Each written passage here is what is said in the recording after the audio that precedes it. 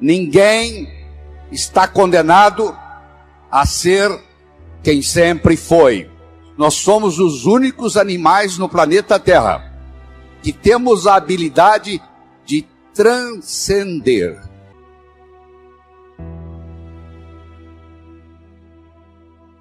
Transcender significa começar de novo.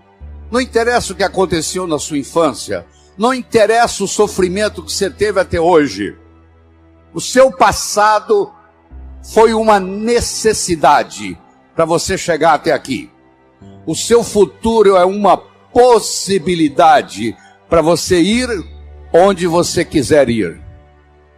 Mas se você não se conscientizar disso, o seu futuro vai ser nada mais, nada menos do que uma repetição dos padrões do seu passado. Quais são os padrões existentes na sua família que você gostaria de se livrar deles? Porque a sua família, como a de qualquer outro, não é perfeita. O indivíduo, para ser médico, precisa fazer medicina. O indivíduo, para ser advogado, precisa fazer direito e fazer o exame da OAB. O indivíduo, para ser jornalista, precisa fazer jornalismo. Para você ser pai e ser mãe, você só tem que fazer uma coisa: copular, ter relação sexual. E os filhos nascem. Então os pais, 99,99%, não estão preparados para ser pai e mãe. Vão aprendendo com o erro dos filhos. Os seus pais erraram com você. Os pais deles erraram com eles. Você errou com seus filhos vão errar com seus netos. Isso faz parte da vida. Não precisa ficar com sentimento de culpa disso não, que é assim que é. É assim que a vida funciona.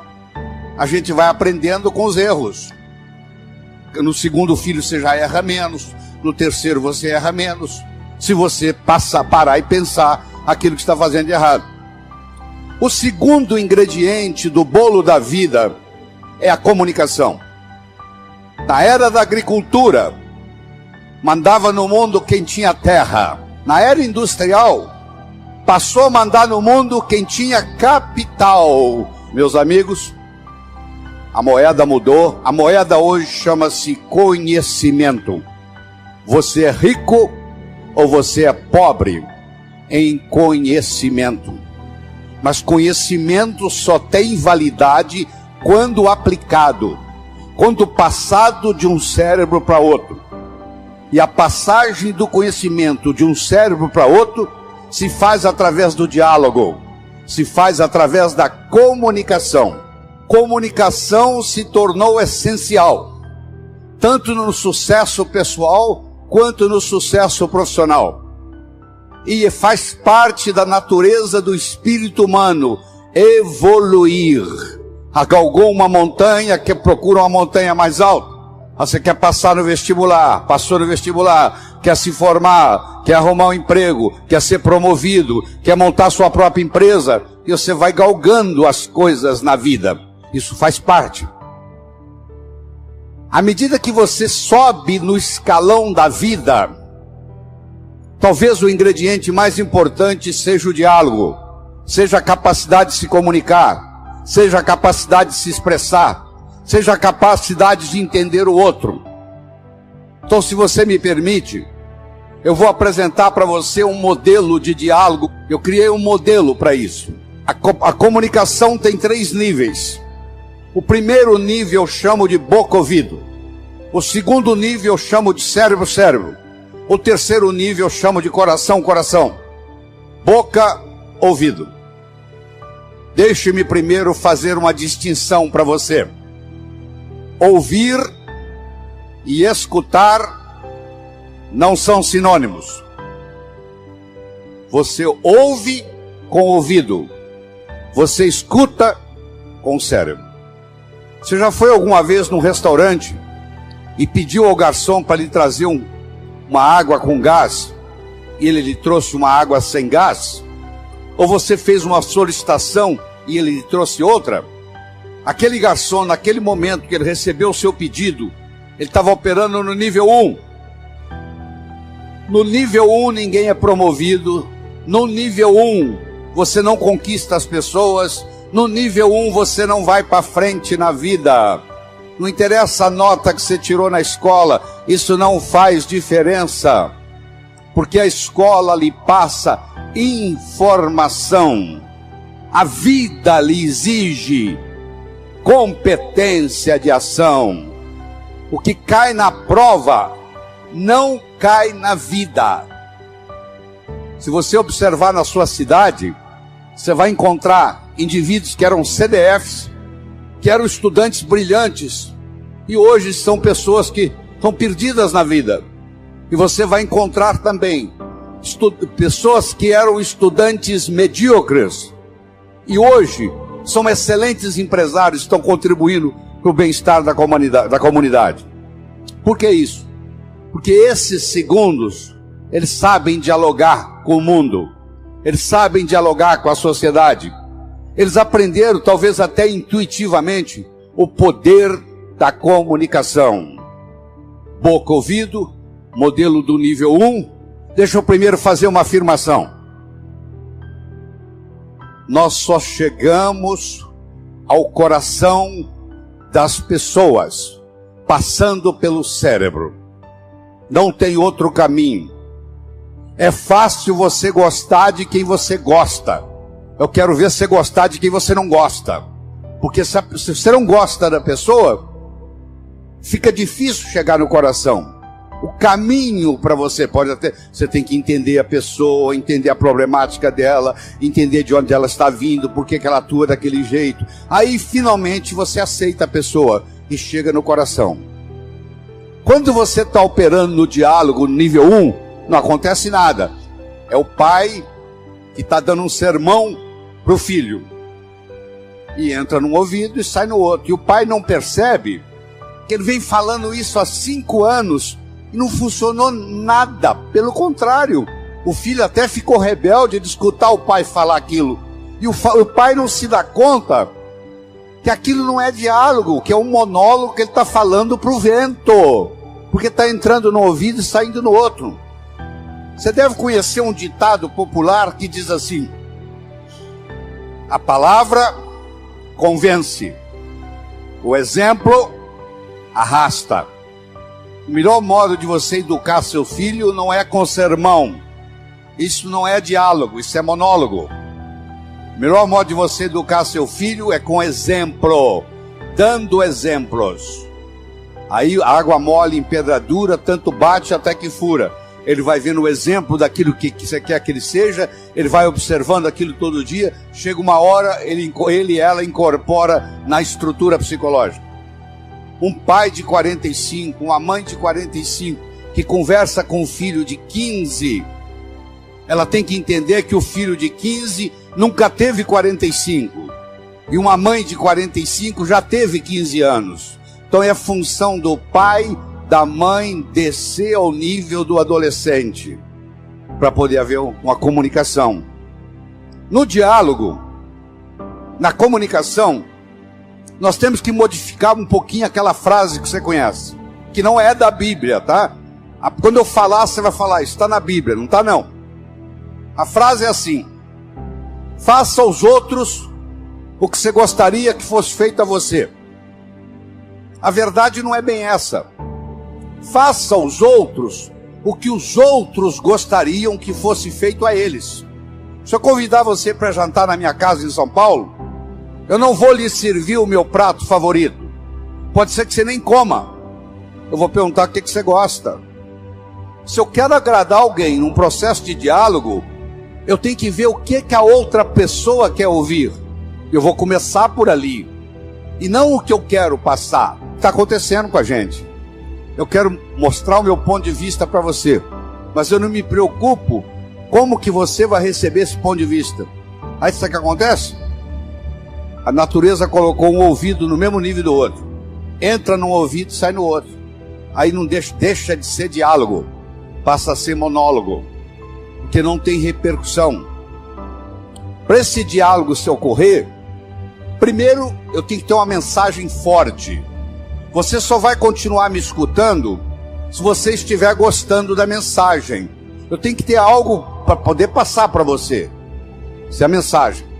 Segundo, nós temos que conversar de uma forma metafórica. Como é que Jesus ensinava? Jesus ensinava contando histórias. Como é que Jesus ia ensinar o meu mundo espiritual para quem está na terra? Sabe o que ele fazia? Ele fazia de uma forma metafórica.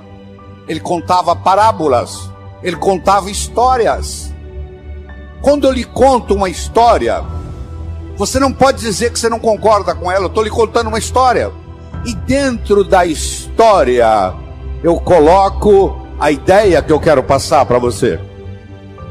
Era uma vez um navio de alta prioridade, porque carregava ouro. E de repente o motor desse navio enguiçou. E o dono do navio disse: para. Traga aqui o melhor mecânico da região. Eles trouxeram. Ele trabalhou um dia inteiro, não conseguiu consertar o motor. Ele disse: para. Traga aqui o melhor engenheiro mecânico do país mais próximo. Eles trouxeram. Ele trabalhou 2 dias, não conseguiu consertar o navio. Ele disse: para. Traga aqui de onde estiver, de helicóptero, quem montou essa máquina desse navio. E eles procuraram, encontraram e trouxeram ele e um assistente. E eles desceram no navio de helicóptero, foram até a casa de máquinas, escutaram o barulho da tubulação, tocaram nos tubos, e tinha uma válvulazinha vermelha num canto. E ele perguntou para o assistente dele: você tem um martelo? Tem, me empresta. Ele foi lá e pim! Ligue! Eles ligaram, tudo funcionou às mil maravilhas. Os 3 indivíduos que trabalharam, o primeiro que trabalhou um dia, o segundo que trabalhou 2 dias, e esse que deu a martelada na válvula, mandaram as suas respectivas contas. Quem trabalhou um dia, mandou uma conta de $100. Quem trabalhou 2 dias, mandou uma conta de $400, $200 por dia, porque ele havia trabalhado 2 dias e ele era mais sofisticado do que o outro. E quem deu a martelada mandou uma conta de $10.000. O dono do navio falou: eu vou pagar, porque ele consertou o meu navio, mas eu só pago com uma condição: que ele mostre como é que ele chegou à conclusão de me cobrar $10.000. E ele mandou um bilhete para o dono do navio: para dar a martelada, $1. Para saber onde bater com o martelo, 9.999. Você imagine que nós estamos almoçando e eu conto essa história para você. E você está pensando em me contratar para ser seu consultor na sua empresa. E você pergunta assim: doutor Laí, qual é a sua remuneração? E eu falo um preço elevado. Ao invés de você falar é caro, você vai pensar assim: esse cara sabe onde bater com o martelo. Eu preparei o seu cérebro para escutar o meu diálogo com você. Através de quê? Através de uma história. A pessoa que sabe dialogar, ela conversa metaforicamente. Terceira coisa importante no diálogo é uma linguagem apropriada. Você já foi a um médico e o médico começa a usar aquela terminologia médica que só ele entende. E aí você volta e a sua família te pergunta: e aí, o que você tem? O que o médico falou? Ah, não entendi o que o médico falou. Esse médico não tem nada de inteligente. E outra coisa importante é a percepção. Uma coisa é o que você está passando, a outra coisa é que o outro está captando. Ah, você é um vendedor? Sou. Você é um bom vendedor? Ótimo vendedor. E aí, você tem vendido bem? Não, tem vendido muito mal. Então você não é um bom vendedor. Talvez a sua linguagem não está sendo apropriada, talvez a sua mensagem não está sendo forte o bastante, talvez você não esteja fazendo uso dos recursos da metáfora, das histórias. Quando você trabalha esse fenômeno do diálogo desse jeito, quando você termina, a pessoa se sente convidada a participar das suas ideias. O filho, quando um pai sabe ter um diálogo com ele, quando termina o diálogo, o filho se sente convidado a experimentar o que o pai está falando para ver se dá certo. É um convite que ele recebe. Na vida, nós somos julgados por 4 coisas. 4 coisas. Nós somos julgados por aquilo que fazemos. Você pode marcar no seu relógio. Você encontra um estranho na festa. Nos próximos 5 minutos, ele vai perguntar para você assim: o que você faz na vida? A que é que você se dedica? Eu posso ter 2 pedreiros, um trabalhando ao lado do outro. Eu chego perto do primeiro pedreiro e pergunto: o que você faz na vida? Ele fala: eu sou pedreiro. Eu coloco um tijolo em cima do outro. Eu chego perto do segundo pedreiro que está ao lado dele e pergunto: o que você faz na vida? Eu sou pedreiro. Eu estou construindo o Maracanã, o maior estádio de futebol do mundo, que vai ficar aqui para a posteridade. Quero que você saiba que os 2 fazem a mesma coisa. Só que esse segundo pedreiro, ele não vai ser pedreiro muito tempo, não. Logo, logo ele vai ser construtor, porque ele não está colocando um tijolo em cima do outro. Ele está construindo Maracanã. Quando alguém lhe pergunta: o que você faz na vida? Você tem que responder de um modo que agregue valor à sua contribuição para o mundo. Então, você quer melhorar seu poder de diálogo? Você tem que definir a sua contribuição no universo de uma forma que agregue valor. Segundo, você é julgado pela sua aparência. Não é estar bem vestido, não. Estar adequadamente vestido para a ocasião. Você não quer ir num médico que está de camiseta. Você quer ir num médico que esteja de branco, de preferência com estetoscópio no pescoço. O branco tem um arquétipo de cura. Terceiro, você é julgado pelo que você diz. Enquanto você não disse nada, ninguém sabe se você é inteligente ou deixa de ser. No momento que você falou e falou besteira, não tem jeito de você voltar atrás. Então muitas vezes você tem que morder a língua e finalmente ser julgado, não só pelo que você diz, mas como você diz o que você diz.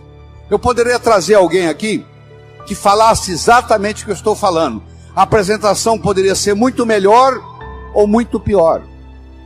Porque não é só o que eu estou falando que conta, é como eu estou falando o que eu estou falando. E nessa parte do diálogo, de como dizemos o que dizemos, vem o modelo que eu estou discutindo com você, que tem um nível 1, que não acontece nada, que você está perdendo tempo, que é o boca-ouvido, é o que você pede o garçom uma água com gás, ele traz uma água sem gás, porque entrou num ouvido e saiu no outro. E muitas pessoas trabalham nesse nível e não vão para frente na vida, porque comunicação é essencial. Nós começamos falando da autoestima, estamos falando da comunicação, do diálogo. Deixa eu tocar um pouquinho nos outros. O bolo da vida tem vários ingredientes. Outra coisa importante para você jovem que está nos assistindo, e é jovem de qualquer idade: juventude é uma coisa que você decide. O que eu vou fazer na vida está para frente ainda. Já fiz muita coisa, mas o que eu vou fazer muito mais ainda está pela frente. Quando eu mantenho esse foco no que eu vou fazer, o meu organismo não envelhece. Ele mantém a energia da juventude. Todos vocês conhecem o conceito de uma ampulheta, não conhece? Você já pegou uma ampulheta na mão? Aquele reloginho de areia?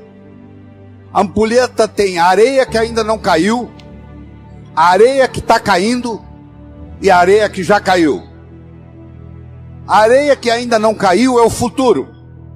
A areia que está caindo é o presente. E a areia que já caiu é o passado. Você aprendeu, e é verdade que você aprendeu, que o passado cria o presente e o presente cria o futuro. Isso é verdade, verdadeiro.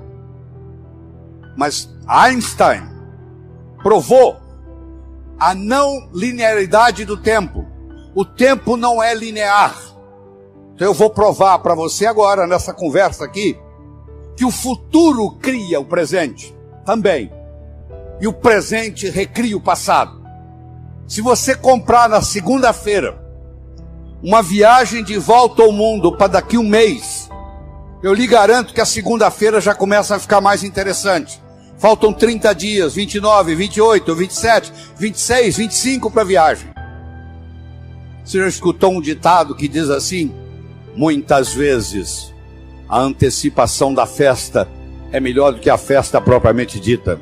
Lembra aquela ceia de Natal que você preparou na sua casa com todo carinho, que você levou meses preparando, e na hora da ceia os dois cunhados começaram a discutir e estragou a noite?